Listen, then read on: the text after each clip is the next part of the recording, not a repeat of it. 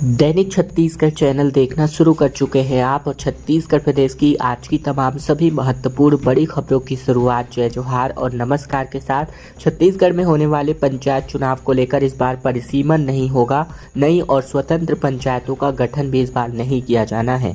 छत्तीसगढ़ में पंचायत चुनाव नजदीक आते ही लगातार कई गाँव के ग्रामीण स्वतंत्र ग्राम पंचायत बनाने की मांग कर रहे हैं, तो कई गाँव ऐसे हैं जो अपने गाँव को ग्राम पंचायत बनाने की मांग को लेकर कलेक्टर और जिला पंचायत सीईओ को मांग पत्र भी सौंप रहे हैं। इस बार जिले में नई ग्राम पंचायतें बनाने का काम परिसीमन का काम नहीं होगा और ऐसे में एक भी नई ग्राम पंचायतों का गठन नहीं होगा।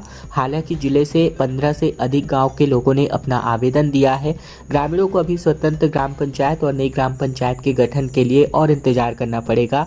इस बार भी जिले में 438 ग्राम पंचायत ही रहने वाली हैं।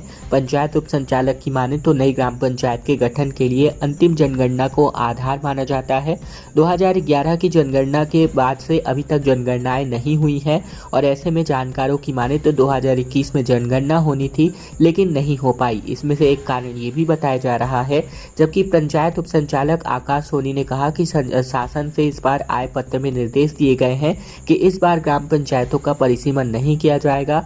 जानकारी मिल रही है कि प्रदेश में मात्र 43 नई ग्राम पंचायत गठन के लिए परिसीमन किया जाएगा।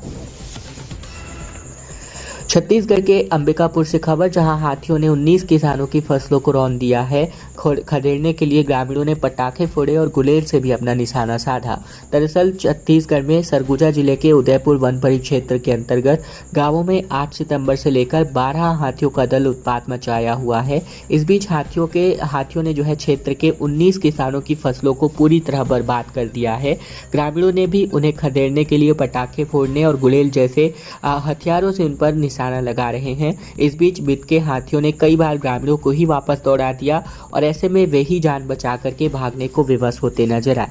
उदयपुर वन परिक्षेत्र के गांवों में हाथियों की धमक से ग्रामीणों में भय का वातावरण बना हुआ है। इसी कड़ी में बीती देर शाम को 7 बजे हाथियों का दल कलेश्वर पारा के नजदीक पहुंचा और ग्रामीणों के धान और अन्य फसलों को नुकसान पहुंचाना शुरू किया गया। अंधेरे में हाथी आगमन की सूचना पर ग्रामीण टॉर्च मोबाइल लेकर के अपनी खेती बचाने के लिए दौड़े पड़े। साथ ही चारों तरफ से लोगों का झुंड और लाइट की रोशनी देख करके झुंझलाहट में हाथियों ने इधर से उधर दौड़कर फसलों को रौंदना शुरू कर दिया और इस दौरान हाथियों के बिदकने की वजह से लगातार जो किसान की फसलें हैं उनको नुकसान हो रहा है। सरकारी दफ्तर 27 सितंबर को बंद रहेंगे। दरअसल छत्तीसगढ़ संयुक्त शिक्षक संघ साथ ही छत्तीसगढ़ अधिकारी कर्मचारी फेडरेशन के अंतर्गत बात करें तो यहां पर चरणबद्ध आंदोलन शुरू होने जा रहा है, जहां चौथे चरण में 27 सितंबर को प्रदेश के सभी कर्मचारी और अधिकारी एक दिवसीय काम बंद करके सभी कर्मचारी अधिकारी जिला स्तरीय धरना प्रदर्शन करने वाले हैं।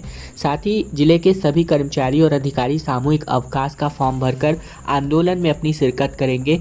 ममता खालसा ने कहा कि प्रदेश के शासकीय कर्मचारियों को मोदी की गारंटी के अंतर्गत केंद्र के समान देय तिथि से 4% महंगाई भत्ता, जुलाई 2019 से देय तिथि पर लंबित महंगाई भत्ता की एरियर्स राशि को जीपीएफ खातों में समायोजन करने और मध्य प्रदेश की भांति 300 दिवस की अर्जित अवकाश, नगदीकरण, 4 स्तरीय समयवान वेतनमान, केंद्र के समान गृह भाड़ा भत्ता और स्वीकृत करने की मांगों को लेकर कलम बंद काम बंद आंदोलन होने जा रहा है। इसके अलावा बात करें तो यहाँ सभी कर्मचारियों एवं अधिकारियों की उपस्थिति की अपील यहां पर की गई है।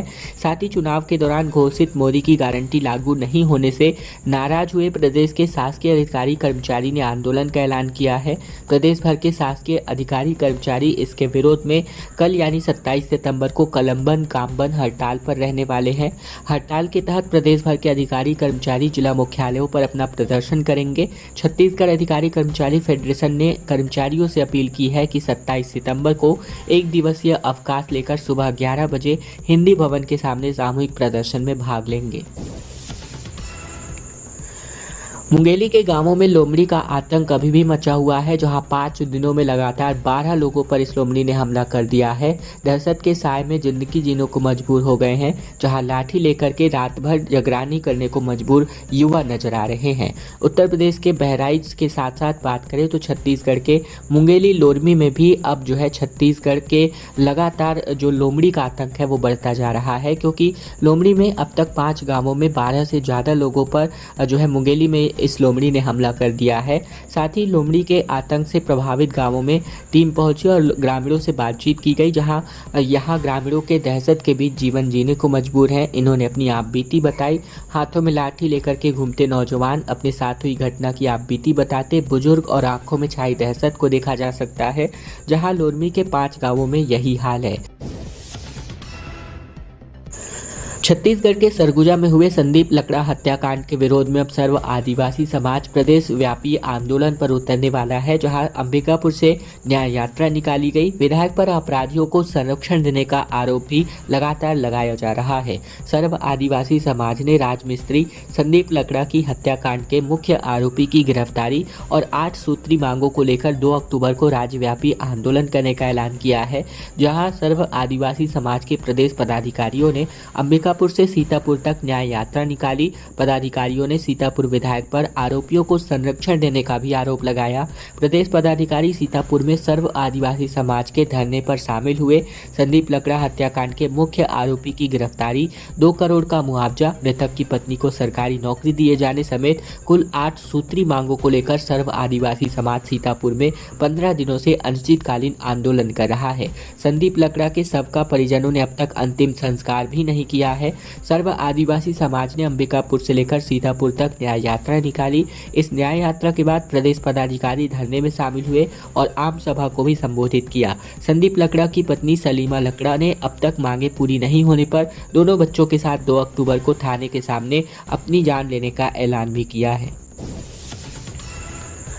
वहीं कोरबा से खबर, जहां चलती बाइक में भीषण आग लग गई और देखते ही देखते बीच सड़क पर यह मोटरसाइकिल पूरी तरह जल करके खाक हो गई। छत्तीसगढ़ के कोरबा में मंगलवार की शाम 6 बजे के लगभग चलती बाइक में अचानक से भीषण आग लग गई और बाइक पर सवार पिता पुत्र ने किसी तरह कूद करके अपनी जान बचाई। वहीं इस घटना के बाद देखते ही देखते राहगीरों की भीड़ एकत्रित हो गई। तो वही मामला पाली थाना क्षेत्र के नुनेरा मुख्य मार्ग का बताया जा रहा है। साथ ही नुनेरा निवासी राजेश कुमार और उसका पुत्र बाइक में सवार होकर गाँव से लगे मुख्य मार्ग पर बाजार में सब्जी खरीदने गए हुए थे। सब्जी खरीदी करके बाजार से मुख्य मार्ग के निकले ही थे कि अचानक इस बाइक में आग लग गई। इस दौरान आग पर काबू पाते ही या फिर दमकल वाहन आती तब तक ये बाइक पूरी तरह जल चुकी थी। देखते ही देखते बाइक जल करके खाक हो गई और बाइक में शॉर्ट सर्किट की वजह से आग लगने की बात सामने आ रही है। छत्तीसगढ़ के ओपन स्कूल के परीक्षा परिणाम जारी कर दिए गए हैं, जहां 10वीं 12वीं के अगर बात करें रिजल्ट की तो 12वीं में 45% जबकि 10वीं में 27% बच्चे ही पास हो पाए। दरअसल छत्तीसगढ़ राज्य ओपन स्कूल की परीक्षा परिणाम जारी हो चुकी है, जहां दूसरी अवसर मुख्य परीक्षा के नतीजे जारी हुए हैं। 10वीं में 27.65% जबकि 12वीं में 45.48% परीक्षार्थी पास हुए। 1 अप्रैल में हुई तो दूसरी परीक्षा अगस्त में आयोजित करी गई थी और अब दूसरी मुख्य अवसर परीक्षा के नतीजे भी जारी कर दिए गए हैं। इसके अंतर्गत कक्षा 12वीं परीक्षा के लिए 15,687 विद्यार्थियों का पंजीयन हुआ था। इनमें से 14,673 परीक्षार्थी सम्मिलित हुए थे। साथ ही बात करें परीक्षार्थी की तो यहाँ पर लगभग फर्स्ट डिवीजन, सेकेंड डिवीजन और थर्ड डिवीजन के भी जो परसेंटेज है वो जारी कर दिए गए हैं। छात्रा के रोने या फिर स्कूल में हो बियर पार्टी, ये तमाम मुद्दों पर अब छत्तीसगढ़ हाई कोर्ट स्कूलों के खिलाफ सख्त होता नजर आ रहा है, जहां छत्तीसगढ़ में 297 स्कूलों में टीचर्स की नहीं, जो है एक भी टीचर्स नहीं, जबकि इस पर चीफ जस्टिस ने कहा कि बच्चों के भविष्य का क्या होगा, इस पर जवाब सरकार को देना है। छत्तीसगढ़ के राजनांदगांव सहित नक्सल प्रभावित कुल मिलाकर 297 स्कूलों में शिक्षकों के बिना ही पढ़ाई चल रही है। इसी के साथ ही बिलासपुर के स्कूल में हुए बियर पार्टी और छात्रा को जेल भेजने की धमकी पर हाईकोर्ट ने अपनी नाराजगी व्यक्त की है। चीफ जस्टिस रमेश सिन्हा ने शिक्षा व्यवस्था पर सवाल उठाए हैं, जहां उन्होंने सरकार से पूछा कि ऐसे में बच्चों के भविष्य का क्या होगा। सरकार की तरफ से बताया गया कि इन स्कूलों में अल्टरनेटिव टीचर की व्यवस्था की गई है। डिवीजन बेंच ने टीचर की भर्ती को लेकर एजुकेशन सेक्रेटरी को 5 अक्टूबर तक शपथ पत्र पेश करने के लिए कहा है। राजनांदगांव में शिक्षकों की मांग को लेकर शिक्षक मांग करने वाली स्कूली छात्राओं को धमकाते हुए जेल भेजने की धमकी दी गई थी। जो मीडिया में इस खबर को हाई कोर्ट ने जनहित याचिका मानकर इस पर सुनवाई की है। दरअसल बीते दिन चीफ जस्टिस रमेश सिन्हा और जस्टिस बीडी गुरु की डिवीजन बेंच में इस पर सुनवाई की गई, जहां इस दौरान राज्य सरकार की तरफ से अतिरिक्त महाधिवक्ता यशवंत सिंह ठाकुर ने बताया कि प्रदेश में 297 स्कूल ऐसे हैं जो शिक्षक विहीन हैं, जहां वैकल्पिक व्यवस्था की गई है। शासन का जवाब सुनकर हाईकोर्ट ने हैरानी जताई। चीफ जस्टिस सिन्हा ने कहा कि शिक्षा व्यवस्था का ये हाल है तो कैसे काम चलेगा। इस पर अगली सुनवाई 5 अक्टूबर को होने जा रही है और यहाँ पर 5 अक्टूबर को शासन के द्वारा शपथ पत्र भी पेश किया जाएगा। इसके अलावा अतिरिक्त महाधिवक्ता यशवंत सिंह ठाकुर ने बताया कि प्रदेश में 297 स्कूल ऐसे हैं जहाँ शिक्षक ही नहीं है, तो इनमें से 60 स्कूलों में स्थानीय स्तर पर शिक्षकों की व्यवस्था की गई है। जसपुर में सीएम साय ने ग्रामीणों की समस्याओं को सुना और लोगों को अपनी मांगों को लेकर के सीएम साय से गुहार लगाई, जहां मुख्यमंत्री ने अधिकारियों को कार्यवाही करने के निर्देश जारी किए। छत्तीसगढ़ के जसपुर जिले के बगिया गांव में मुख्यमंत्री विष्णुदेव साय से मिलने आम लोगों की लंबी कतारें लग गई थी, जहां लोग अपनी समस्याओं और निराकरण की मांग को लेकर सीएम साय से मिलने पहुंचे। उन्होंने मौखिक रूप से भी अपनी मांगों और समस्याओं को मुख्यमंत्री से अवगत भी कराया। मुख्यमंत्री साय ने सभी मांगों और समस्याओं को गंभीरता से सुना और अधिकारियों को उचित कार्यवाही का निर्देश जारी किया। यहां मुख्यमंत्री से मिलकर लोग काफी खुश हुए। उन्होंने बताया कि मुख्यमंत्री एक अभिभावक की तरह सभी की मांगें और समस्याओं के समाधान के लिए तत्पर रहते हैं। उन्होंने बताया कि विष्णुदेव साय के मुख्यमंत्री बनते ही इस क्षेत्र का विकास भी हुआ है। छत्तीसगढ़ में रेत माफियाओं ने वन कर्मचारियों को दौड़ाकर पीटा और एक फिर से मामला कवर्धा से ही उभरता नजर आ रहा है। छत्तीसगढ़ के कवर्धा जिले में अब वन विभाग की टीम पर हमला हो गया। रेत माफिया ने अफसरों को दौड़ा कर पीटा, लाठी डंडे से इनका सिर फोड़ दिया, जान से मार डालने की धमकी दी गई। किसी तरह वन कर्मचारी जान बचा करके भागे, लेकिन फिर भी उन्हें घेर कर पीटा गया। मामला कुकदूर थाना क्षेत्र का है। अफसरों को 22 सितंबर को सूचना मिली थी कि ग्राम डाला मोहा के कुदूर छोरी नाला में रेत का अवैध उत्खनन किया जा रहा है। इस पर वन विभाग के निगम के सर्किल प्रभारी गणेश चंद्रवंशी अपने स्टाफ अनिल कुरे, साथी विनायक मानव मरावी, साथी दिनेश वर्मा और लमान बैगा के साथ तकरीबन रात 10:30 बजे मौके पर पहुंचे थे। वन विभाग के वन निगम कर्मचारियों ने पुलिस को बताया कि ग्राम डालमोहा में रेत से भरा एक ट्रैक्टर ट्राली कीचड़ में फंसा था। वहीं 2 ट्रैक्टर नाला के अंदर दिखाई दिया था। इस पर वन कर्मचारी नाला में गए, तभी बड़ी संख्या में ग्रामीण पहुंच गए और आरोप है कि उन्होंने गालियां दी और चिल्लाते हुए कहा कि आज इनको जान से मार डालेंगे। इन पर कुछ वन कर्मचारी जान बचाते हुए ग्राम से भागे। साथ ही वहीं कुछ को पकड़ करके ग्राम वासियों ने जम करके डंडे और लाठियों से पिटाई कर दी और सिर फोड़ दिया गया। छत्तीसगढ़ के जसपुर में छत्तीसगढ़ के सीएम विष्णुदेव साय पंडित दीनदयाल उपाध्याय की जयंती के अवसर पर बुधवार को अपने गृह ग्राम बगिया पहुंचे, जहां वे मोर बूथ मोर अभियान सदस्यता कार्यक्रम में सम्मिलित हुए। सीएम श्री साय ने पंडित दीनदयाल उपाध्याय के चित्र पर पुष्प अर्पित कर उन्हें विनम्र श्रद्धांजलि अर्पित की और इसी के साथ ही इन्होंने कहा कि श्रद्धेय दीनदयाल उपाध्याय जी हम सभी के आदर्श पुरुष और मार्गदर्शक रहे हैं। साथ ही इन्होंने सदस्यता अभियान के अंतर्गत स्थानीय लोगों को बीजेपी की सदस्यता दिलाई और उनका अभिनंदन किया। उन्होंने कहा कि भाजपा विश्व की सबसे बड़ी राजनीतिक पार्टी और इसके 18 करोड़ सदस्य हैं। ऐसे में पार्टी द्वारा हर 6 साल में संगठन पर्व, सदस्यता अभियान और मोर बूथ मोर अभियान के तहत सदस्यों के नवीनीकरण का कार्य करता है। पार्टी के अंत्योदय के लक्ष्य और पूरी पारदर्शिता के साथ कार्य करने की प्रतिबद्धता को प्रदर्शित करता है। हर बूथ में जाएंगे, 100 सदस्य बनाएंगे का आह्वान करते हुए इन्होंने ये बातें इनसे कही। छत्तीसगढ़ के तमाम मंदिरों में, महामाया मंदिरों में क्वार नवरात्र की तैयारियां शुरू हो चुकी हैं, जहां बैठक में लगातार इसके निर्देश जारी किए जा रहे हैं अफसर और कलेक्टरों को स्पष्ट तौर पर। जहां राजनांदगांव जिले के धर्मनगरी डोंगरगढ़ में क्वार नवरात्र पर्व पर होने वाली तैयारियों को लेकर कलेक्टर संजय अग्रवाल ने क्षीरपानी प्रांगण में सभी विभाग के अधिकारियों की बैठक ली। सभी विभागों को आवश्यक गाइडलाइंस जारी किया। जहां क्वार नवरात्र पर्व पर विश्व प्रसिद्ध मां बमलेश्वरी मंदिर में लगने वाले मेले की तैयारियों से संबंधित सभी विषयों पर चर्चा की गई। सभी विभागों के अधिकारियों को आवश्यक निर्देश जारी किए गए। सभी विभागों को निर्देश दिया गया कि मेले में आने वाले दर्शनार्थियों को किसी भी तरह की असुविधाएं न हो, इसका खास ध्यान रखा जाए। पार्किंग, पानी, रास्ता, सफाई, स्वास्थ्य सुविधाएं उपलब्ध कराई जाए। कलेक्टर ने कहा कि असामाजिक तत्वों के कारण दर्शनार्थियों को कोई भी समस्याएं न हो, इसके लिए पुलिस बल की तैनाती की जाए।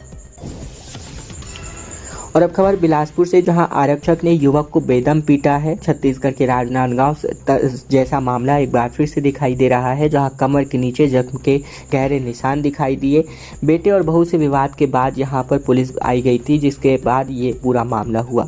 छत्तीसगढ़ के बिलासपुर में डायल 112 की टीम ने युवक की बेरहमी से पिटाई कर दी। डंडे और पट्टे से उसे इतना मारा गया कि उसके कमर के नीचे जख्म के गहरे निशान पड़ गए। घायल युवक पर आरोप है कि वह पत्नी के साथ मिलकर अपने परिवार से विवाद कर रहा था। मामला मस्तूरी थाना क्षेत्र का है। वहीं घायल युवक ने कहा कि मामूली घरेलू विवाद पर सिपाही ने उसके साथ दबंगई दिखाई है। उसने शिकायत एसपी रजनेश सिंह से इसके खिलाफ की है। वहीं जानकारी के मुताबिक परसदा निवासी सतीश सूर्या अपनी पत्नी और मां के साथ रहता है, जिस पर विवाद की स्थिति निर्मित होने पर डायल 112 की टीम आई हुई थी। कोरिया साहित्य महोत्सव को लेकर खबर, जहां साहित्यकारों का जमघट यहां लगने वाला है। साहित्य और संगीत का एक अनूठा संगम होगा। छत्तीसगढ़ के कोरिया जिले के 2 दिवसीय कोरिया साहित्य महोत्सव यहां सेलिब्रेट किया जाना है, जिसमें राष्ट्रीय स्तर पर साहित्यकार, कलाकार, रचनाकार, कर्मचारी यहां पर शामिल होंगे। महोत्सव में परंपरागत नृत्य, संगीत और नाट्य मंचन किया जाएगा, जिसमें प्रदेश के लगभग 70 से ज़्यादा रचनाकार इस आयोजन में अपनी रचनाओं का पाठ करेंगे। साथ ही अनेक गंभीर विषयों पर भी परिचर्चा आयोजित करी जाएगी।